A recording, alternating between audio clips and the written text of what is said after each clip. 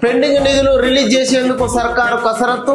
ఈ నెలాఖరులో రైతుల ఖాతాలోకి జమ. దశల వారీగా 1159 కోట్లు పంపిణీ. చెరుకు రైతులకు 500 బోనస్ ఇచ్చేందుకు సన్నాహాలు.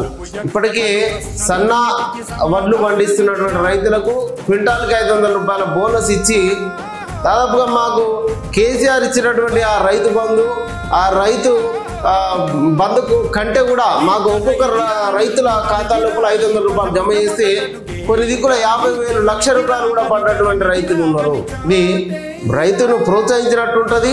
రైతు సన్న వడ్లను పండించడానికి కొంత అవకాశం ఉంటుంది. ఈ పండించిన పంటను రేవంత్ రెడ్డి ప్రభుత్వం ఏం చేస్తా ఉన్నది?